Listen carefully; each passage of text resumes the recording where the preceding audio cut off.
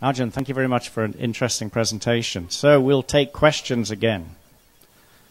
Who's brave enough? There goes. Yeah, Michael Bihonik with Apache. Have you started playing with external environmental factors? So I personally never looked at the external factors. I know that when they were starting this off, they tried many, many things to kind of get this working. And at some point, they had much more complex models that did take these factors into account. And what happens was that you can't query these models fast enough to do this kind of control. And so one of the key points about our model is that it's so simple that you can query it thousands of times per minute. And that lets you do that the receding horizon simulation every time step. And with those more complicated models, you just can't do that anymore.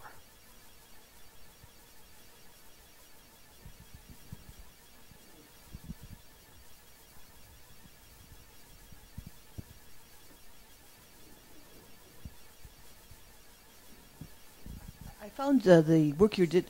Oh, I'm sorry, Sarah Shayegi with Shell. I found your work very interesting. Also, some of the intermediate steps that you were doing. For example, you took all the errors and all the trajectories and then put them all in the same set, basically. And you were using the time warping phenomena. Was that just a standard algorithm, or did you do anything that was different for that? It was fairly standard time warping. The only thing that you might say is different is the cost function that we use. The details of the cost function get a little bit involved, but the hidden Markov model that I described, you can, for each sequence of states in that model, you can assign a probability to it. And so the cost function for time warping essentially is some function of the probability associated with that sequence of states. Okay. But the algorithm itself is actually just kind of completely off the shelf. It's probably 40 years old at this point. And do you think that's going to be, what I'm thinking is taking this kind of information and going to the drilling, for example. So would you think, because what you're doing is you have data that is going to be the same pattern, but in a different time sequence. So do you think that kind of algorithm, is it a robust, reliable algorithm, and it would be useful for this kind of patterning and putting it all in the same time steps? Yes, I think so. I think you'd have to kind of figure out the right cost function, but that algorithm, I think, is very robust. As soon, you've got to put a little bit of thought into the cost function, but that's probably one of my favorite algorithms, actually. And I think it does a great job if you give it the right input. Well, great job. Thank you. Thank you. Walt Aldred from Schlumberger. That was a really great presentation. If we go back to Bertrand's presentation, it looks like what you've done is you've picked the mind of the pilot, the human operator, to be able to do that, and then you're taking the best of the best that he can do. And Clay said, well, robots and automation is all about then progressing beyond what humans can do. How do you see your approach taking that challenge on? Is it possible? Do we need another approach to get the best out of the machines and the best out of the humans? So I think it really depends a lot on the task that you're trying to do and how you kind of define what's better than what a human can do, right? So in this case, the computer can repeat the same maneuver very reliably, and a human can't do that. And if you think that's superhuman performance, better than a human can do, then that's one way of thinking about it.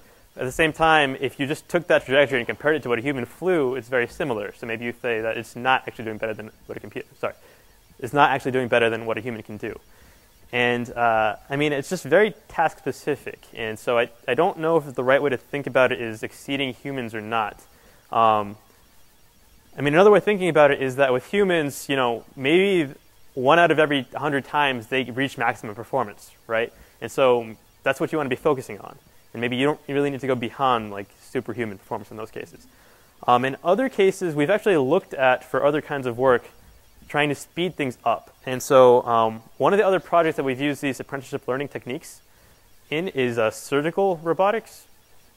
And the project that I'm thinking of right now is trying to get a surgical robot to autonomously suture. And the technique we tried there was we took demonstrations provided by students in the lab. So these aren't experts by any means. And what we did is we sped them up, essentially. It's not quite as simple as speeding them up. There was a structure to it. But in the end, we got better sutures than what the lab students could do. And can we do better than surgeons? It's hard to say because we don't have those demonstrations. But we do have ways of trying to improve them, and it's really all about defining what an improvement is. Yeah, so a lot of what I was thinking about there was, I mean, you mentioned some of them. Repetitive things, obviously your technique will work for that. Speeding things up, it could possibly work for that. There are sort of highly synchronized things that drillers can't do, you know, like changing the flow and RPM at the same time and things like that, that really take what a machine can do and then take it to the next stage. So you're right, there's a whole task-specific set of things. Right, and I guess if you want to describe the task to me a little bit more, either afterwards or whenever, then I can try to think about it a bit more, but it's just hard for me to say without actually getting some more details. Charles Piper with IDE. Have y'all tried, or in your research building up to this, did y'all try implementing predictive modeling instead of actually taking the measurements from an active pilot? Yes. The example I showed you where it crashed was kind of that idea.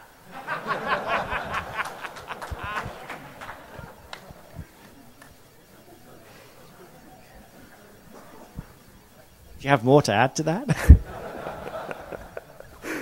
I mean, yeah.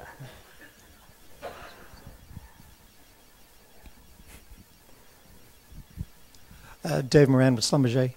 In your process of interpolation where you're redesigning the kind of filling in the blanks in your trajectories, were you using a linear method to do that or some type of neural processing? Actually, it was just an extension of the method that we were using to generate the hidden trajectories. And so, like I said, it's a probabilistic inference thing where we have these demonstrations, and the algorithm is essentially trying to find something that's close to all of the demonstrations. And so the way we did the parameterization was we gave it those 5 demos, the 20, the 30, the 40, and the 50. And then we inserted something that was a kind of a fake observation that biases it towards what we want. Right? So what we want is a 25-meter tall stall turn, and we have a 20 and a 30.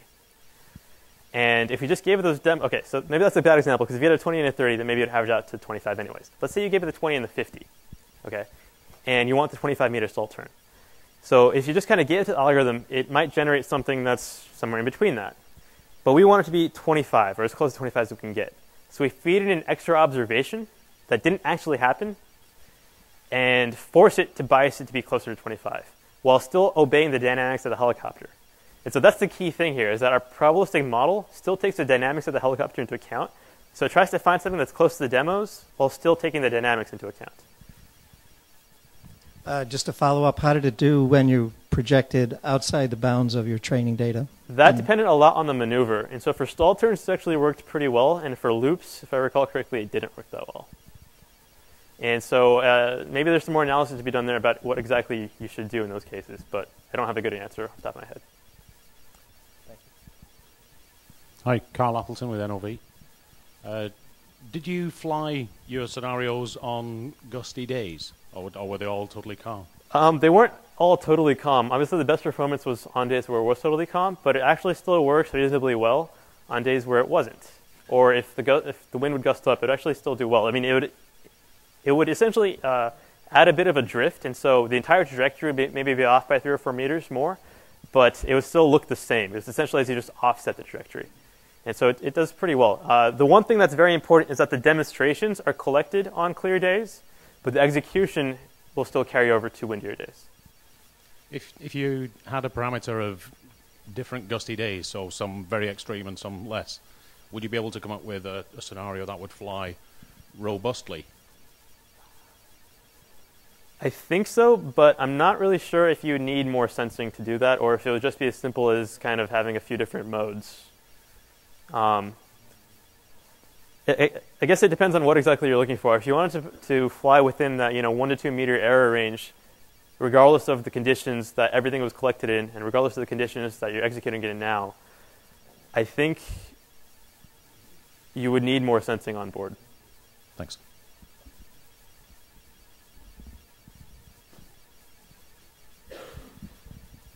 Anyone else to pose a question? Hey, Arjun, you had a conversation with Hani about drill string dynamics. What did you get out of that conversation? So I think the key thing for trying to take this and apply it to drill string dynamics or anything in this field is essentially the data. And with helicopters, it's fairly easy to get data if you have a good pilot. And it was a lot less clear to me how easy it is for you to get data and how easy it is to get kind of repeated demonstrations. And so what Hani mentioned is that they're trying to build up a library of how different drill bits interact with different materials and all of that, trying to come up with this library of data such that they can simulate reasonably well how different drills react in different environments. And I think that's a good step in the right direction. It's a bit less clear to me on exactly how much data is necessary for this case, just because I'm not as familiar. But yeah, the data is key, I think. Any more questions?